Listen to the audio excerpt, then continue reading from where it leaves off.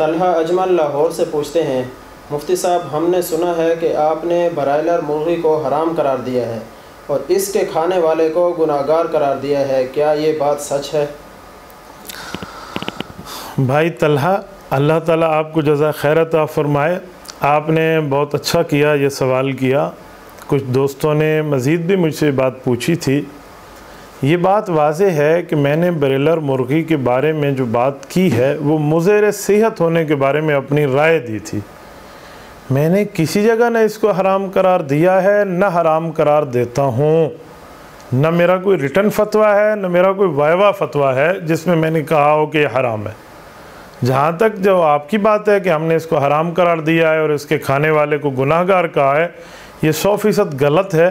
اس میں کسی قسم کی کوئی صداقت نہیں ہے۔ میں نے تو کسی کھانے والے کو حرام نہیں کہا کہ جو برائلر مرغی کھاتا ہے وہ حرام کر رہا ہے۔ کون کہہ رہا ہے؟ اس کا تو کوئی پروف ہی نہیں ہے۔ یہ غلط پراپاگنڈا ہے میرے خلاف۔ اور میں یہ بات واضح کرتا چلوں، گوگل کے اوپر موجود ہے مختلف ڈاکٹرز کی ریسرچ، کچھ نے اس کو ٹھیک کہا ہے، کچھ نے غلط کہا ہے، کچھ نے کیا ترتیب ہے، مضر صحت ہونے پر بہت سی باتیں موجود ہیں۔ میں نے اس تناظر میں ایک رائے دی ہے، نہ میں نے کوئی بدنیتی رکھی ہے، نہ کسی کے کاروبار کو ڈاؤن اور خراب کرنے کے لیے، نہ کسی کے فائدے اور نقصان اس کے لیے نہیں ہے۔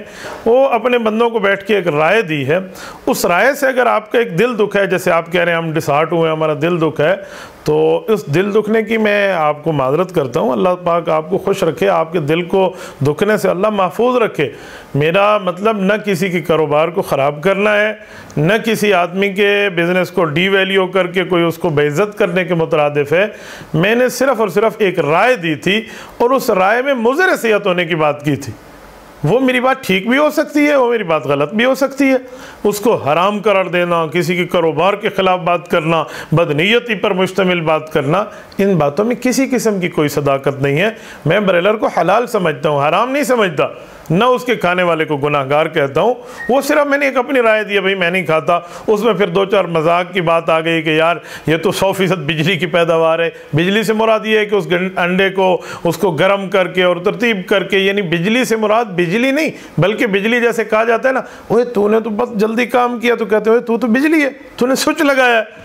اس تناظر میں بات کی گئی ہے۔ آپ اس تناظر کی بات کو ایک حرام کا فتویٰ یا پتہ نہیں کسی نے آپ تک غلط پہنچایا ہے، غلط باتیں کر کے بات کی ہے۔ اسی لیے آپ نے پوچھا تو میں نے کہا میں وضاحت کر دوں تاکہ بات کھلی ہو جائے اور دودھ کا دودھ اور پانی کا پانی ہو جائے۔ اللہ تعالیٰ آپ کو خوش و خرم رکھے۔